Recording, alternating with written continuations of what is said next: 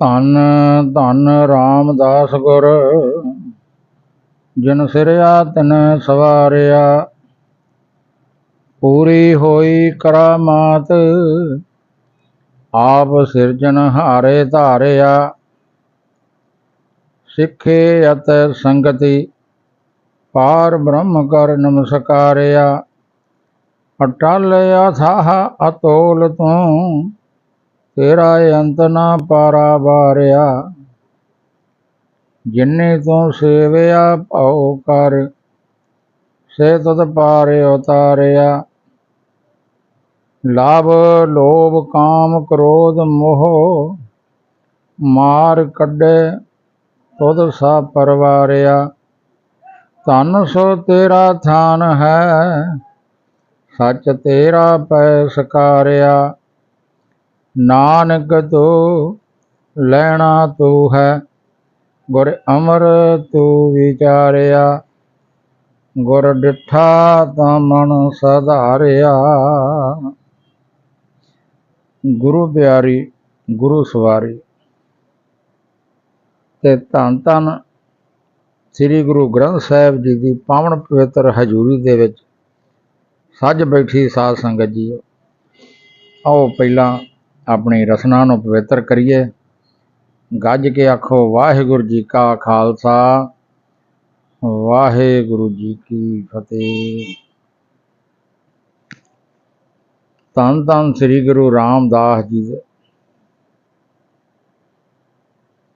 ਇਹ ਜਿਹੜੇ ਵਾਰ ਭੱਟਾਂ ਨੇ, ਭੱਟਾਂ ਨੇ ਨਹੀਂ, ਰਾਏ ਬਲਵੰਡ ਤਥਾ ਸੱਤੇ ਨੇ ਲਿਖੀ ਹੈ। ਉਹਦੇ ਵਿੱਚ ਇਹ ਸ਼ਬਦ ਹੈ ਜਿਹੜਾ ਸ੍ਰੀ ਗੁਰੂ ਰਾਮਦਾਸ ਜੀ ਦੀ ਉਸਤਤ ਦੇ ਵਿੱਚ ਲਿਖਿਆ ਗਿਆ ਹੈ। ਧੰਨ ਧੰਨ ਸ੍ਰੀ ਗੁਰੂ ਰਾਮਦਾਸ ਜੀ ਦਾ ਜਨਮ ਚੂਨਾ ਮੰਡੀ ਲਾਹੌਰ ਭਾਈ ਸ੍ਰੀ ਹਰਦਾਸ ਜੀ ਸੋਢੀ ਦੇ ਘਰ ਮਾਤਾ ਦਇਆ ਕੌਰ ਜੀ ਦੀ ਕੁੱਖ ਤੋਂ ਕੱਤਕ ਅਵਧੀ 2 ਤੋਂ ਮਗਰੋਂ ਸੰਮਤ 1591 ਨੂੰ ਹੋਇਆ। ਉਸ ਦਿਨ ਅੱਸੂ ਮਹੀਨੇ ਦੀ 25 ਤਰੀਕ ਸੀ ਤੇ ਸਨ 1534 ਦੇ ਮਹੀਨੇ 24 ਤਰੀਕ ਸੀ, ਸਤੰਬਰ ਦੀ 24 ਤਰੀਕ ਸੀ। ਮਾਪਿਆਂ ਨੇ ਆਪ ਦਾ ਨਾਂ ਜੇਠਾ ਰੱਖਿਆ। ਸ੍ਰੀ ਜੇਠਾ ਜੀ ਅਜੇ ਛੋਟੀ ਉਮਰ ਦੇ ਹੀ ਸਨ ਕਿ ਪਹਿਲਾਂ ਉਹਨਾਂ ਦੀ ਮਾਤਾ ਜੀ ਚਲਾਣਾ ਕਰ ਗਏ ਤੇ ਮਗਰੋਂ ਪਿਤਾ ਜੀ ਵੀ ਸੁਰਗਵਾਸ ਹੋ ਗਏ। ਇਸ ਤਰ੍ਹਾਂ ਉਹ 7-8 ਵਰ੍ਹਿਆਂ ਦੀ ਉਮਰ ਵਿੱਚ ਯਤੀਮ ਹੋ ਗਏ। ਉਹਨਾਂ ਦੀ ਨਾਨੀ ਉਹਨਾਂ ਨੂੰ ਆਪਣੇ ਪਿੰਡ ਬਾਸਰ ਕੇ ਲੈ ਆਈ। ਨਾਨਕੇ ਘਰ ਦੀ ਗਰੀਬੀ ਦੇ ਕਾਰਨ ਸ੍ਰੀ ਜੇਠਾ ਜੀ ਛੋਟੀ ਉਮਰ ਤੋਂ ਹੀ ਕਿਰਤ ਕਮਾਈ ਦੀ ਕਾਰ ਵਿੱਚ ਜੁਟ ਪਏ।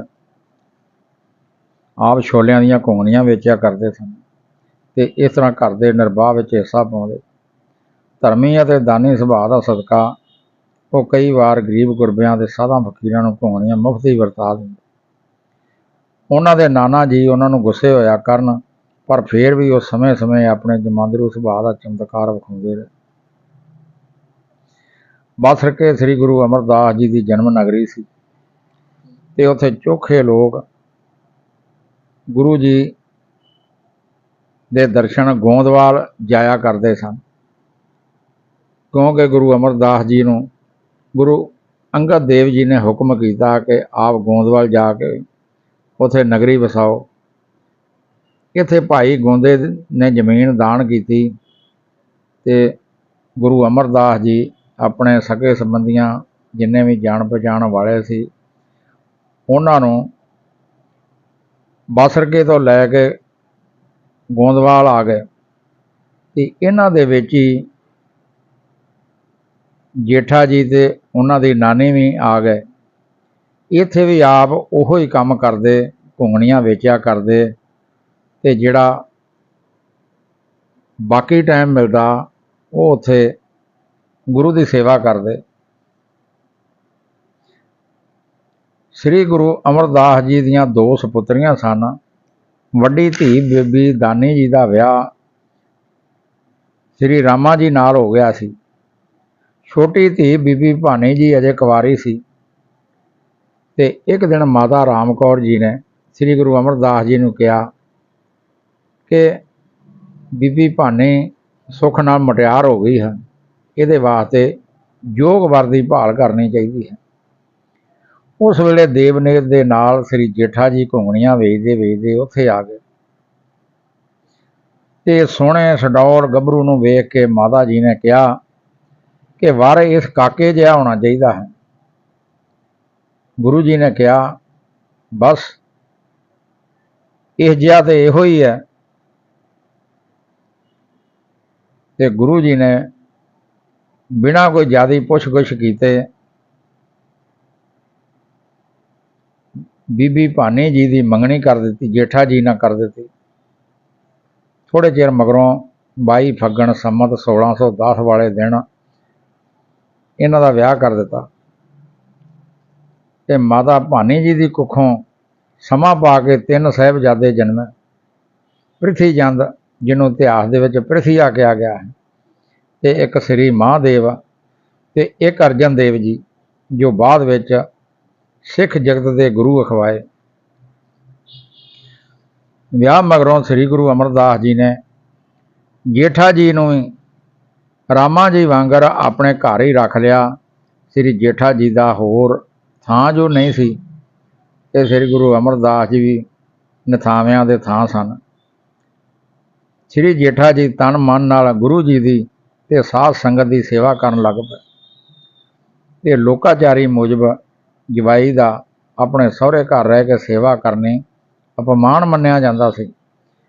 ਪਰ ਸ੍ਰੀ ਜੇਠਾ ਜੀ ਨੇ ਜਵਾਈ ਬਣ ਕੇ ਰਹਿਣ ਦਾ ਖਿਆਲ ਤੱਕ ਵੀ ਨਾ ਕੀਤਾ।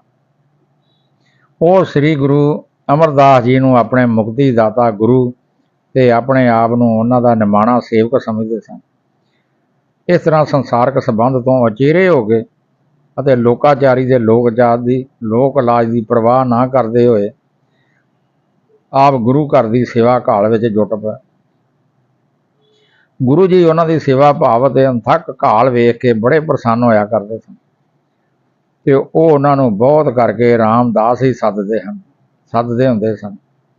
ਇਸ ਤਰ੍ਹਾਂ ਸ੍ਰੀ ਜੇਠਾ ਜੀ ਦਾ ਨਾਂ ਸ੍ਰੀ ਰਾਮਦਾਸ ਜੀ ਪੱਕ ਗਿਆ। ਸ੍ਰੀ ਰਾਮਦਾਸ ਜੀ ਨੇ ਛੇਤੀ ਹੀ ਸਿੱਖੀ ਆਸ਼ੇ ਨੂੰ ਪੂਰੀ ਤਰ੍ਹਾਂ ਸਮਝ ਲਿਆ ਤੇ ਆਪਣਾ ਜੀਵਨ ਗੁਰਸਿੱਖੀ ਦੇ ਸੱਚੇ ਵਿੱਚ ਢਾਲ ਲਿਆ। ਜਦੋਂ ਸ੍ਰੀ ਗੁਰੂ ਅਮਰਦਾਸ ਜੀ ਨੇ ਬੌਲੀ ਦੀ ਤਿਆਰੀ ਆਰੰਭੀ ਤਾਂ ਸ੍ਰੀ ਰਾਮਦਾਸ ਜੀ ਨੇ ਇਸ ਕਾਰਜ ਦਾ ਸਾਰਾ ਪ੍ਰਬੰਧ ਸੰਭਾਲਿਆ। ਨਾਲ ਹੀ ਨਾਲ ਆਪ ਸੰਗਤਾਂ ਨਾਲ ਮਿਲ ਕੇ ਕਾਰ ਸੇਵਾ ਕਰਦੇ ਤੇ ਟੋਕਰੀ ਢੋਇਆ ਕਰਦੇ ਸਨ। ਇੱਕ ਵਾਰ ਆਪ ਸੇਵਾ ਵਿੱਚ ਮਗਨ ਹੋਏ ਟੋਕਰੀ ਢੋ ਰਹੇ ਸਨ ਕਿ ਲਾਹੌਰੋਂ ਸਰੀਕੇ ਦੇ ਕੋਲ ਸੱਜਣ ਆ ਗਏ। ਉਹਨਾਂ ਨੂੰ ਇਹ ਗੱਲ ਬਹੁਤ ਬੁਰੀ ਲੱਗੀ ਕਿ ਸਾਡਾ ਭਾਈ ਸਹੁਰੇ ਘਰ ਟੋਕਰੀ ਢੋ ਰਿਹਾ ਹੈ। ਉਹ ਕਹਿਣ ਲੱਗੇ, ਜੇ ਇਸਨੇ ਮਿਹਨਤ ਮਜ਼ਦੂਰੀ ਹੀ ਕਰਨੀ ਸੀ ਤਾਂ ਹੋਰ ਥਾਂ ਥੋੜ੍ਹੇ ਸਨ, ਇਸਨੇ ਸਾਡੀ ਨੱਕ ਵਢਾ ਦਿੱਤੀ ਹੈ। ਇਸ ਤਰ੍ਹਾਂ ਦੇ ਵਚਨ ਬੋਲਦੇ ਉਹ ਲਾਹੌਰੀਏ ਸੋਢੀ ਸ੍ਰੀ ਗੁਰੂ ਅਮਰਦਾਸ ਜੀ ਦੇ ਪਾਸ ਪੁੱਜੇ। ਉਹਨਾਂ ਨੇ ਗੁਰੂ ਜੀ ਨੂੰ ਉਲਾਮਾ ਦਿੱਤਾ ਤੇ ਅੱਗੋਂ ਗੁਰੂ ਜੀ ਨੇ ਮੁਸਕਰਾ ਕੇ ਕਿਹਾ, ਪੁਰਖਾ, ਰਾਮਦਾਸ ਦੇ ਸਿਰ ਉੱਪਰ ਗਾਰੇ ਮਿੱਟੀ ਦੀ ਟੋਕਰੀ ਨਹੀਂ, ਸਗੋਂ ਦੀਨ ਦੁਨੀ ਦਾ ਛਤਰ ਹੈ। ਜਾਂ ਸੋਢੀਆਂ ਨੇ ਸ੍ਰੀ ਜੇਠਾ ਜੀ ਨੂੰ ਮਿਹਣਾ ਮਾਰਿਆ ਤਾਂ ਕਹਿਣ ਲੱਗੇ, ਭੋਲਿਓ, ਤੁਸੀਂ ਅਸਲੀਅਤ ਨਹੀਂ ਸਮਝੇ। ਇਹ ਮੇਰਾ ਸਹੁਰਾ ਘਰ ਨਹੀਂ, ਸਗੋਂ ਮੇਰਾ ਮੁਕਤੀ ਦਰ ਹੈ। ਮੈਂ ਤਾਂ ਆਪਣੇ ਮੁਕਤੀ ਦਾਤੇ ਸਤਿਗੁਰੂ ਦੀ ਸੇਵਾ ਕਰਕੇ ਇਹਨਾਂ ਦੀਆਂ ਖੁਸ਼ੀਆਂ ਪ੍ਰਾਪਤ ਕਰ ਰਿਹਾ ਹਾਂ। ਤੁਸੀਂ ਲੋਕਾਚਾਰੀ ਤੇ ਕੁੜਮਾਚਾਰੀ ਦੀਆਂ ਗੱਲਾਂ ਕਰਦੇ ਹੋ। ਤੇ ਉਹਨਾਂ ਨੇ ਗੁਰੂ ਜੀ ਨੂੰ ਅਮਰਦਾਸ ਜੀ ਨੂੰ ਵੀ ਆਖਿਆ ਕਿ ਮਹਾਰਾਜ, ਇਹ ਭੁੱਲੇ ਹਨ, ਤੁਸੀਂ ਕਿਰਪਾ ਕਰੋ, ਇਹਨਾਂ ਤੇ ਮਿਹਰ ਕਰੋ। ਇੱਕ ਦਿਨ ਗੁਰੂ ਅਮਰਦਾਸ ਜੀ ਨੇ ਆਪਣੀ ਵੱਡੀ ਸਪੁੱਤਰੀ ਦੇ ਘਰ ਵਾਲੇ ਸ੍ਰੀ ਰਾਮਾ ਜੀ ਨੂੰ ਕਿਹਾ ਕਿ ਬੌਲੀ ਦੀ ਇਮਾਰਤ ਬਣਦੀ ਵੇਖਣ ਲਈ ਇਸ ਟਿਕਾਣੇ ਇੱਕ ਥੜਾ ਬਣਾਓ, ਜਿੱਥੇ ਆ ਕੇ ਅਸੀਂ ਬਹਿ ਜਾਇਆ ਕਰੀਏ ਕਿ ਥੜਾ ਇਸ ਨਮੂਨੇ ਦਾ ਬਣੇ। ਇਸੇ ਤਰ੍ਹਾਂ ਇੱਕ ਹੋਰ ਟਿਕਾਣਾ ਦੱਸ ਕੇ ਆਪ ਨੇ ਸ੍ਰੀ ਰਾਮਦਾਸ ਜੀ ਨੂੰ ਆਗਿਆ ਕੀਤੀ ਕਿ ਇੱਥੇ ਥੜਾ ਬਣਾਓ ਅਤੇ ਇਸ ਤਰ੍ਹਾਂ ਦਾ ਬਣਾਓ। ਦੋਵਾਂ ਨੇ ਸਾਰਾ ਜ਼ੋਰ ਲਾ ਕੇ ਥੜੇ ਬਣਾਏ। शाम ਨੂੰ गुरु जी ने थड़े वेखे ते कहा ये थड़े ठीक नहीं बने, इन्हां नूं ढा दिओ ते नवें सिरों इस प्रकार बनाओ। थड़े फेर बनाए गए। दूजे दिन फेर गुरु जी ने उन्हां नूं ना पसंद कीता ते ढा के मुड़ बनाउण दा हुक्म दिता। 5-6 दिन एक खेड जारी रही। श्री रामा जी अक गए ते कहण लगे गुरु जी की अवस्था वडेरी हो गई, चेता नहीं रहिंदा। जिवें वो आख जाते हैं मैं उस तरह सारदा हाँ, पर वो अगले दिन कुछ होर कह देंदे हैं कि असां तां इस तरह कहा सी। ये आख के थड़ा ढवा देंदे हैं। बिरध जो होए उन्हां दे वास दी गल नहीं। जद किसी ने श्री रामदास जी नूं इस बारे कहा तां वो कहण लगे मैं अजाण हाँ। गल समझण विच कोई ना कोई कसर रह जाती है। गुरु जी मेहर करते हैं, खफा नहीं होंदे, सगों नवें सिरे जुगत दसदे समझाउंदे हैं। मैं फिर उसारदा हाँ, मैनूं तां उन्हां दा हुक्म मन्नण विच खुशी है। जदों कहिंदे हन बनाओ तां मैनूं चाह चढ़ जांदा है, जदों कहिंदे हन ढाओ तां मैनूं अपनी बेसमझी उपर अफसोस हुंदा है। पर थड़ा ढहिंदा वेख के वो खुश हुंदे हन। उन्हां दी खुशी ही तां मैनूं चाहीदी है। जे वो थड़ा उसरदा वेख के खुश हुंदे हन तां मैं उसार के निहाल हुंदा हाँ। जे वो थड़ा ढवा के खुश हुंदे हन तां मैं ढा के खुशी माणदा हाँ। इस तरह श्री रामदास जी ने शरधा, गुरु प्रेम, सिदक, आपा भाव की निवृत्ति करके अते उजर उत्तर रहत आग्याकारता का सबूत दिता। इस तरह वो परीक्षा में सफल होए। वो गुरु अमरदास जी तो पहला ही जानते सन कि साडे मगरों गुरता दीयां जिम्मेवारियां श्री रामदास जी संभालणगे। पर इस परीक्षा ने सब सिख संगतां नूं यकीन करा दिता कि ठीक श्री रामदास जी ही गुरता दे योग हैं। ते अपनी सचखंड वापसी का समा आ पुज्जा जान के गुरु अमरदास जी ने 1661 के भादों की पुन्निया वाले दिन, जिस दिन अस्सू महीने की संगरांद ते सितंबर सन 1574 की पहली तरीक सी, श्री रामदास जी अगे 5 पैसे ते नरेल रख के मत्था टेकिया ते अपने हथीं उन्हां नूं अपनी गद्दी उपर बिठाया। फिर आप दे हुक्म अनुसार बाबा बुढ़ा जी ने उन्हां नूं गुरियाई का तिलक लाया। सारी संगत ते मुखियां ने श्री गुरु रामदास जी नूं मत्था टेकिया। साहिबजादे मोहरी जी भी गुरु जी के चरनी पे। सारे परिवार ने नमस्कार की। एक बाबा मोहन जी मत्था टेकन ना आए। इस तरह अपने निजी गुणा, करतार की कृपालता ते गुरु जी की दयालता का सदका श्री जेठा जी श्री गुरु रामदास जी तरन ताਰਨ सोढी सुल्तान बन गए। गुरु अमरदास जी ने ज्योति जोत समाउण तो पहला जिथे हुण थां अमृतसर है इसका पूरा पता दस के समझा के श्री रामदास जी नूं बाबा बुढ़ा जी समेत उत्थे भेजिया ते आग्या की कि उत्थे सरोवर बनाओ अते नगर वसाओ। इस आग्या मूजब श्री रामदास जी ने पहला उस सरोवर की खतवाई आरंभी जिसनूं संतोख सर कहिंदे ने। सेवा समय जिस टाली हेठा बैठा करते सन उत्थे मगरों गुरुद्वारा टाली साहब बनया। तीजी पातशाही के ज्योति जोत समाउण तो कुछ महीने पहला ही श्री गुरु रामदास जी ने संतोख सर तो कुछ दूर एक पिंड की नींह रखी या मोड़ी गड्डी, जिसका नाम आपने गुरु का चक रखा। मगरों इसका नाम रामदासपुर जा चक रामदास हो गया। गुरगद्दी ते बराजण मगरों श्री गुरु रामदास जी सन 1574 विच परिवार समेत गुरु के चक जा टिके। इत्थे आपने तुंग पिंड के जिमीदारां नूं 781 रुपए दे के 500 विघे भों समेत गुरु के चक वाली थां का पटा प्राप्त कर लिया। फिर आपने इस थां वसों कराउणी शुरू की। श्री गुरु रामदास जी इस नगरी नूं हर पहलू तो ਆਦਰਸ਼ਕ ਬਣਾਉਣ ਦੇ ਚਾਹਵਾਨ ਸਨ। ਆਪ ਜੀ ਚਾਹੁੰਦੇ ਸਨ ਕਿ ਇੱਥੇ ਜੀਵਨ ਦੇ ਧਾਰਮਿਕ, ਆਰਥਿਕ ਤੇ ਸਮਾਜਿਕ ਹਰ ਪੱਖ ਦੀ ਉੱਨਤੀ ਦੇ ਸਾਧਨ ਮੌਜੂਦ ਹੋਣ। ਆਪ ਦੀ ਇੱਛਾ ਸੀ ਕਿ ਸਿੱਖਾਂ ਦੇ ਤਨ ਵੀ ਤਕੜੇ ਤੇ ਨਰੋਏ ਹੋਣ, ਉਹਨਾਂ ਦੇ ਮਨ ਤੇ ਆਤਮਾ ਵੀ ਬਲਵਾਨ ਤੇ ਕਰਤਾਰ ਨਾਲ ਜੁੜੇ ਹੋਣ ਅਤੇ ਉਹਨਾਂ ਪਾਸ ਧਰਮ ਕਿਰਤ ਰਾਹੀਂ ਖੱਟੇ ਧਨ ਪਦਾਰਥ ਦੀ ਵੀ ਥੁੜ ਨਾ ਹੋਵੇ। ਸ੍ਰੀ ਗੁਰੂ ਨਾਨਕ ਦੇਵ ਜੀ ਦੇ ਆਸ਼ੇ ਨੂੰ ਮੁੱਖ ਰੱਖ ਕੇ ਆਪ ਅਜਿਹਾ ਸਮਾਜ ਪ੍ਰਫੁੱਲਤ ਹੋਇਆ ਵੇਖਣਾ ਚਾਹੁੰਦੇ ਸਨ, ਜਿਸ ਨਾ ਕੋਈ ਵਿਹਲੜ ਮੁਫਤ ਖੋਰਾ ਹੀ ਹੋਵੇ ਤੇ ਨਾ ਕੋਈ ਭੁੱਖਾ ਕੰਗਾਲ ਹੀ ਹੋਵੇ, ਨਾ ਕੋਈ ਇਹਨਾਂ ਉੱਪਰ ਧੱਕਾ ਸਖਤੀ ਕਰਕੇ ਮਾਲਾ ਮਾਲ ਹੋਣ ਵਾਲਾ ਵੀ ਹੋਏ, ਜਿਸ ਵਿੱਚ ਹਰ ਕੋਈ ਸਭ ਦੇ ਭਲੇ ਲਈ ਤੇ ਸਾਰੇ ਹਰੇਕ ਦੇ ਭਲੇ ਲਈ ਤਾਂਘ ਰੱਖਦੇ ਹੋਣ। ਇਸ ਲਈ ਆਪ ਦੀ ਚਾਹ ਸੀ ਕਿ ਇਹ ਨਗਰੀ ਧਰਮ ਦੀ ਕਿਰਤ ਵਾਲੇ ਗ੍ਰਸਤੀਆਂ, ਵਪਾਰ, ਹੁਨਰ ਅਤੇ ਦਸਤਕਾਰੀਆਂ ਰਾਹੀਂ ਉਦਮ ਯਤਨ ਕਰਨ ਕਰਕੇ ਰੋਜੀ ਕਮਾਉਣ ਵਾਲਿਆਂ ਦੀ ਨਗਰੀ ਹੋਵੇ। ਇਸ ਲਈ ਆਪ ਨੇ ਥਾਂ ਥਾਂ ਤੋਂ 52 ਜਾਤਾਂ ਦੇ ਵੱਖ-ਵੱਖ ਕੰਮ ਕਿਤੇ ਕਰਨ ਵਾਲਿਆਂ ਨੂੰ ਪ੍ਰੇਰ ਸੱਦ ਕੇ ਇੱਥੇ ਵਸਾਇਆ। ਇਹ ਲੋਕ ਦਸਤਕਾਰੀ, ਹੁਨਰ ਤੇ ਵਪਾਰ ਦੇ ਜਾਣੂ ਸਨ ਤੇ ਧਨ ਤੇ ਪੈਦਾਵਾਰ ਵਧਾਉਣ ਦੇ ਢੰਗ ਜਾਣਦੇ ਸਨ। ਇਹਨਾਂ ਵਿੱਚ ਸਿੱਖ ਵੀ ਸਨ, ਹਿੰਦੂ ਵੀ ਸਨ ਤੇ ਮੁਸਲਮਾਨ ਵੀ। ਤਰਖਾਣ, ਲੁਹਾਰ, ਸੁਨਿਆਰੇ, ਠਠਿਆਰ, ਜੜਾਏ, ਮੋਚੀ ਸਭ ਕਿੱਤਿਆਂ ਵਾਲੇ ਕਿਰਤੀ ਸਨ। ਇਹਨਾਂ ਨੂੰ ਇੱਕ ਬਾਜ਼ਾਰ ਵਿੱਚ ਵਸਾਇਆ ਗਿਆ। ਉਸ ਦਾ ਨਾਂ ਗੁਰੂ ਬਾਜ਼ਾਰ ਰੱਖਿਆ ਗਿਆ। ਇਹ ਬਾਜ਼ਾਰ ਹੁਣ ਤੱਕ ਇਸੇ ਨਾਂ ਨਾਲ ਪ੍ਰਸਿੱਧ ਹੈ ਅਤੇ ਵਪਾਰ ਵਿਹਾਰ ਦਾ ਵੱਡਾ ਕੇਂਦਰ ਹੈ। ਇੱਥੇ ਹੀ ਆਪ ਨੇ ਆਪਣੇ ਨਿਵਾਸ ਵਾਸਤੇ ਮਕਾਨ ਵੀ ਬਣਵਾਇਆ, ਜਿਸ ਦਾ ਨਾਂ ਗੁਰੂ ਕੇ ਮਹਿਲ ਪਿਆ। ਮਗਰੋਂ ਇਹ ਨਿਵਾਸ ਸਥਾਨ ਪੱਕਾ ਕੀਤਾ ਗਿਆ। ਇਹ ਗੁਰੂ ਕੇ ਮਹਿਲ ਹੁਣ ਤੱਕ ਮੌਜੂਦ ਹੈ। ਸ੍ਰੀ ਗੁਰੂ ਰਾਮਦਾਸ ਜੀ ਨੇ ਦੁਖ ਭੰਜਨੀ ਬੇਰੀ ਵਾਲੇ ਥਾਂ ਇੱਕ ਸਰੋਵਰ ਦੀ ਖੁਦਵਾਈ ਆਰੰਭੀ। ਇਸ ਤਾਲ ਨੂੰ ਮਗਰੋਂ ਪੰਚਮ ਪਾਤਸ਼ਾਹ ਸ੍ਰੀ ਗੁਰੂ ਅਰਜਨ ਦੇਵ ਜੀ ਨੇ ਸੰਪੂਰਨ ਕੀਤਾ।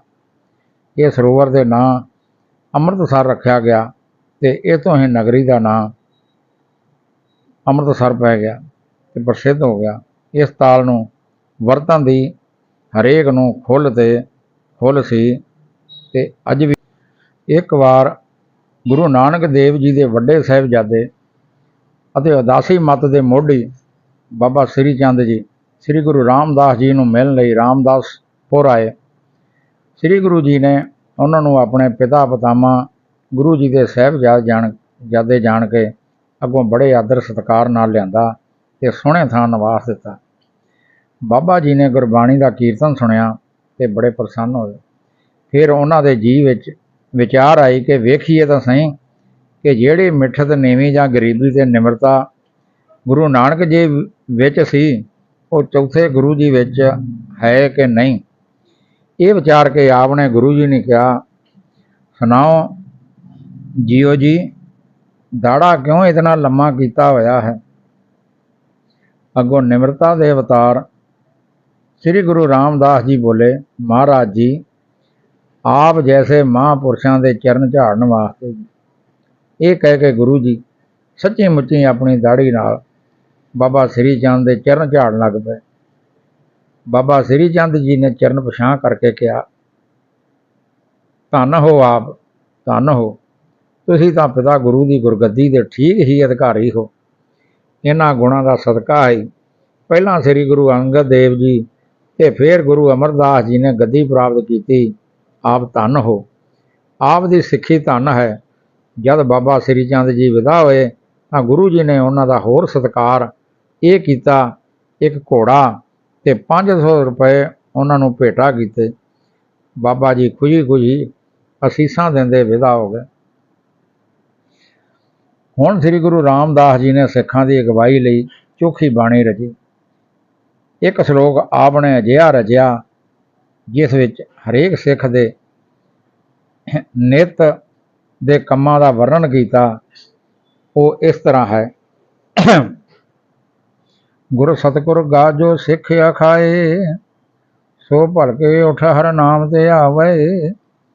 ਉਦਮ ਕਰੇ ਭਲਕੇ ਪ੍ਰਭਾਤੀ, ਇਸ਼ਨਾਨ ਕਰੇ ਅੰਮ੍ਰਿਤਸਰ ਨਹਾਵੇ। ਉਪਦੇਸ਼ ਗੁਰੂ ਹਰ ਹਰ ਜਪ ਜਾਪੈ, ਸਭ ਕਿਲਵਖ ਪਾਪ ਦੋਖ ਲੈ ਜਾਵੇ। ਫਿਰ ਚੜੇ ਦਿਵਸ ਗੁਰਬਾਣੀ ਗਾਵੇ, ਬਹਿੰਦਿਆਂ ਉੱਠਦਿਆਂ ਹਰ ਨਾਮ ਤੇ ਆਵੇ। सो सास ग्रास ध्याए मेरा हर हर, सो गुर सिख गुरु मन भावे। जिसनों दयाल होवे मेरा स्वामी, तिस गुर सिख गुरु उपदेश सुनावे। जन नानक तोड़ मंगे तिस गुर सिख की, जो आप जपै अवरह नाम जपावे। सिखां लई रौह रीत दुनिया के ਕੰਮਾਂ ਕਾਜਾਂ ਤੇ ਢੰਗਾਂ ਸਵਾਰਥਾਂ ਬਾਰੇ ਸ੍ਰੀ ਗੁਰੂ ਰਾਮਦਾਸ ਜੀ ਨੇ ਸਿੱਖਾਂ ਦੀ ਰਹੁ ਰੀਤੀ ਜਾਂ ਗੁਰਮਰਿਆਦਾ ਕਾਇਮ ਕੀਤੀ। आपने हुक्म किया कि गुरसिख हरेक काम करतार के भरोसे करता होया अरदास करे ते आरंभे। ये उपदेश आपने इस पौड़ी में दर्ज किया। लोड़िए कम सो हर पै आखीए, कारज दे सवार सतगुर सच साखीए। संतां संग निधान अमृत चाखीए, भै पंजन मेहरबान दास की राखीए। नानक हर गुण गाए अलख प्रभ लाखीए। ये पौड़ी गुरमर्यादा का मुੱਢ बन गई। हर शुभ कारज के आरंभ में ये पौड़ी उचारी जाती ते वाहिगुरू अगे अरदास की जाती। इस तरह श्री गुरु रामदास जी ने सूही राग में लावां रचियां तां जो ये गुरसिखां के विआह में पढ़ियां जान। इन्हां विच आपने उपदेश दिता कि गृहस्थ विच रहो पर वाहिगुरू नूं ना भुल्लो, उसनूं याद रखो, उसका भय रखो, उसनूं प्यार करो। इस तरह जो प्राणी करेगा उसकी कल्याण होवेगी। इन्हां राहीं आपने गृहस्थ आश्रम विच दाखल होने वालियां नूं विचे गृह सदा रहे उदासी, ज्यों कम रहे विच पानी है दा उपदेश दिता। इस तरह आपने वडहंस राग विच शब्द विआह समय गाईआं जाण वालियां घोड़ियां दीआं धारनां ते रचे। इन्हां विच घोड़ी दे अलंकार नूं लै के वाहिगुरू प्राप्ति दा रस राह दस्सिया। श्री गुरु अमरदास जी हुक्म कर गए सन कि अपने मगरों गुरगद्दी की सेवा की जिम्मेवारी अगाह लई श्री गुरु रामदास जी की अंश के सोढे ही निभाउणगे। इस करके गुरगद्दी संभालण वेले श्री गुरु रामदास जी ने अपने तिन्नां साहिबजादियां विचों करनी सी चोण।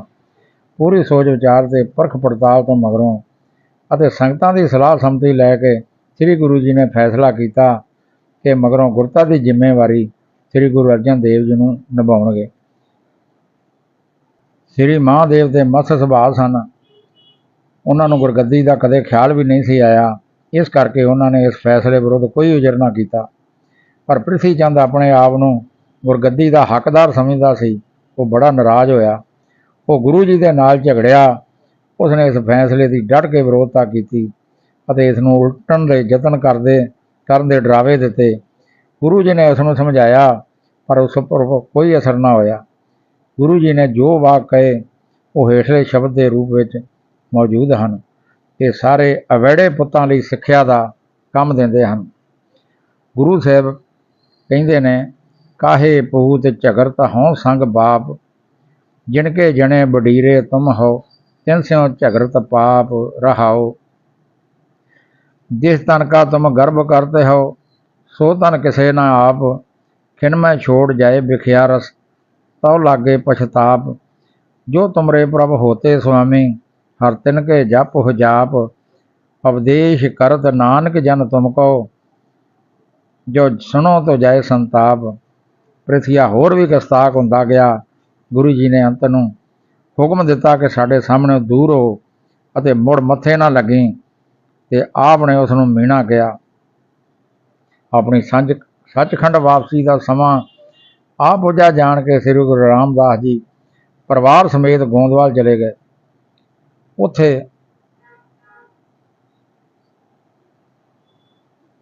1 सितंबर सन 1581 नूं श्री अर्जन देव जी गुरियाई देण की रस्म अदा की। गुरु अर्जन देव जी नूं गुरियाई देण की रस्म अदा की ते उस दिन चौथे सतगुर ज्योति जोत समा गए। सो इन्नियां क बेनतियां प्रवान आप जी नाल इतिहास साझा करदियां होइयां कोई भुल चुक होवे ते खिमा करनी जां कमेंट करना।